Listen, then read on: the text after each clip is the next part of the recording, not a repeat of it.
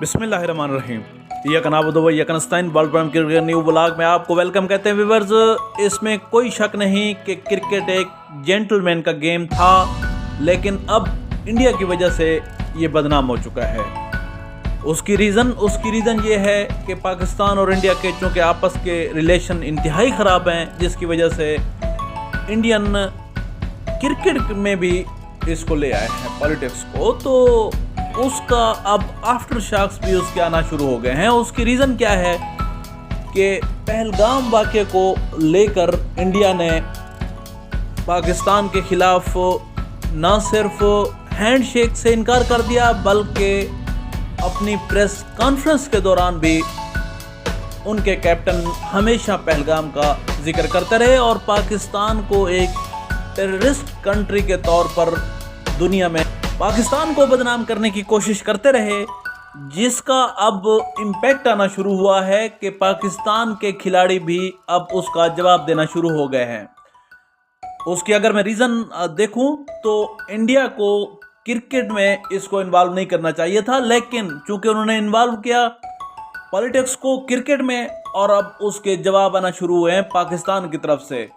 Indian शायकीन ने ये जो पिछला पाकिस्तान और इंडिया का मैच चल रहा था संडे को, उसमें कुछ हूटिंग करने की कोशिश की हारिस रऊफ को, तो उन्होंने 6-0 का इशारा किया पहले और फिर बाद में राफेल त्यारे के गिरने के जो मनाज़र थे उसको अपने तौर पर पेश करने की कोशिश की, जिससे इंडियन मीडिया और जो वहाँ के इंडियन शायकीन थे वो भड़क उठे और कहा यह जा रहा है कि हारिस रऊफ के ख़िलाफ़ इंडिया चाहता है कि कार्रवाई हो, लेकिन कार्रवाई कैसे हो, क्योंकि अगर उनके ख़िलाफ़ कार्रवाई होगी तो यकीनी बात है कि जिस आदमी ने पहलगाम को अपनी प्रेस कॉन्फ्रेंस में बोला उसके ख़िलाफ़ कार्रवाई होगी।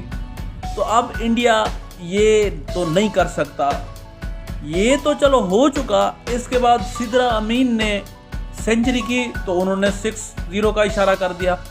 इंडियन और भड़के और उनको इस कदर इस पे गुस्सा आया कि वो अब गालियां देने पर उतर आए हैं। ये तो एक चलो था, लेकिन जो साहिबजादा फरहान ने किया वो जलती पर तेल का काम कर गया। उन्होंने जो ही अपनी 50 मुकम्मल की, उन्होंने गन का इशारा करते हुए ये एक जंग के तौर पर इसको पेश किया।